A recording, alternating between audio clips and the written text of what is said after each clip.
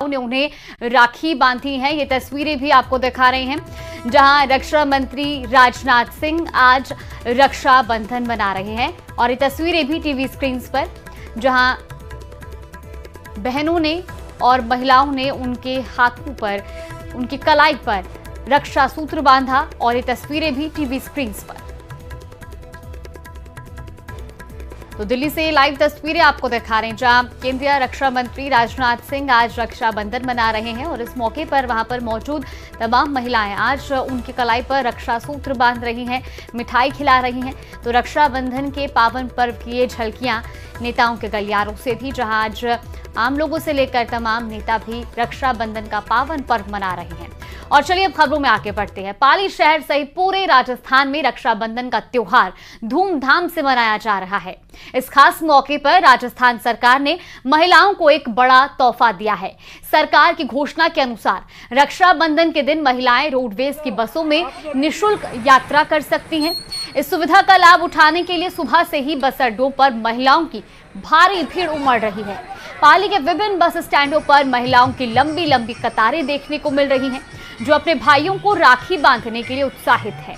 इन बसों में मुफ्त यात्रा करके बहनें आसानी से दूर दराज के इलाकों में रह रहे अपने भाइयों तक पहुंच पा रही हैं। इससे रोडवेज बसों में भी यात्रियों की संख्या काफी बढ़ गई है और हर स्टेशन पर महिलाएं अपनी यात्रा के लिए इंतजार करती नजर आ रही हैं। ये तस्वीरें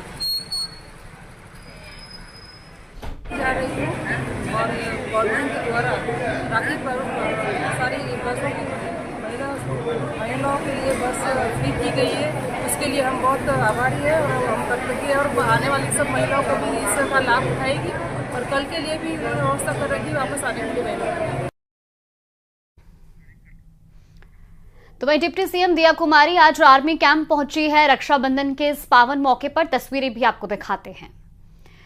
तो आपको बता दें कि आज रक्षाबंधन का पावन पर्व मनाया जा रहा है देश भर में और इसी कड़ी में तस्वीरें भी आपको दिखाएंगे जहां पर दिया कुमारी आज आर्मी कैंप पहुंची है। लेकिन उससे पहले तस्वीरें देखिए जहां रक्षाबंधन के मौके पर जगह जगह भीड़ देखने को मिल रही है और क्योंकि आज राजस्थान सरकार ने महिलाओं को तोहफा दिया है फ्री में बस में सफर करने का, ऐसे में तस्वीरें आपने देखी। चलिए खबरों में आगे बढ़ते हैं। पूरे देश में जहां रक्षाबंधन का त्योहार भाई बहन के अटूट प्रेम और रक्षा के वादे का प्रतीक माना जाता है, तो वहीं चित्तौड़गढ़ जिले का एक गांव अपनी सदियों पुरानी और अनूठी परंपरा को निभा रहा है।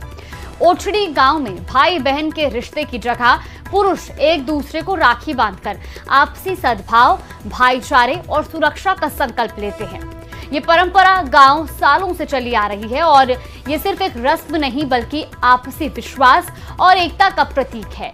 इस परंपरा के पीछे ये भावना छिपी है कि हर व्यक्ति अपने पड़ोसी या मित्र की सुरक्षा का जिम्मा उठाता है। ये एक प्रेरणादायक उदाहरण है कि कैसे एक समुदाय मिलकर अपने हर सदस्य की रक्षा का वचन ले सकता है, जिससे समाज में एकता और सद्भाव बना रहे। यह अनोखी परंपरा चित्तौड़गढ़ ही नहीं बल्कि पूरे देश के लिए एक मिसाल है। जहां देश में रक्षाबंधन का पर्व भाई और बहनों के बीच मनाया जाता है, जहां बहनें जो है वो भाई की कलाई पर राखी बांधती है और भाई जो है बहन को रक्षा का संकल्प लेता है। लेकिन हम एक अनोखे गांव की बात करेंगे जो है चित्तौड़गढ़ में। चित्तौड़गढ़ का ओछड़ी गांव है जहां पर वर्षों पुरानी परंपरा के अनुसार पुरुष को राखी बांधकर रक्षा का संकल्प लेते हैं। इस वक्त हम ओछड़ी गांव में उस पूरे गांव के बीच में मौजूद है जहां पर सैकड़ों की संख्या में जो ग्रामीण है वो इकट्ठा होकर एक दूसरे को, पुरुष जो वर्ग है वो एक दूसरे को राखी बांधते हैं और रक्षा का संकल्प लेते हैं। यह परंपरा बताई जा रही है कि 500 से 1000 वर्षों पुरानी ये परंपरा है, जहाँ पर सबसे पहले गांव के सभी मंदिरों में जाकर देवी देवताओं को राखी बांधने के बाद यहाँ पर पुरुष वर्ग इकट्ठा होता है और एक दूसरे को राखी बांधकर रक्षा का संकल्प लेते हैं। हमारे साथ यहाँ पर जो है बुजुर्ग भी मौजूद है, उनसे पूछते हैं कि आखिरकार ये परंपरा किस समय से चली आ रही है और क्यों चली आ रही है, किस समय से चली आ रही होगा? काफी अरसे से चली आ रही है। लगभग जब से ये गांव की स्थापना हुई है तब से ये सिस्टम पूरे मेवाड़ में चलता है। इससे यही है कि भाई सबका भाईचारा बढ़ा रहे, सभी साथ में हम लोग, इसमें कोई जाति का भेद नहीं है। बस गांव की एकता बनी रहती है इससे। और यहाँ पे सब जने इकट्ठे होकर अगर रावली बताते हैं तो सब आपस में मिलजुल लेते हैं। सबकी एक साल में एक बैठक हो जाती है, गांव के कुछ डिसीजन होते हैं वो डिसीजन ले लेते हैं। अब सब नॉर्मल जो भी बातें होती है वो नॉर्मल आपस में एक दूसरे का मिलन हो जाता है, ताकि आपस में कुछ भी मतभेद हो तो मिट जाते हैं। अनोखी परंपरा भी है, अनोखी परंपरा है, बिल्कुल कितने सालों से चली आ रही है। जहां एक और देश में वर्तमान परिप्रेक्ष्य में जिस तरह के हालात बने हुए हैं, उसमें यह गांव जो है निश्चित रूप से एक मिसाल साबित होता है। पीयूष मुल्ला, न्यूज़ 18 राजस्थान, चित्तौड़गढ़। तो वही अजमेर के 32 साल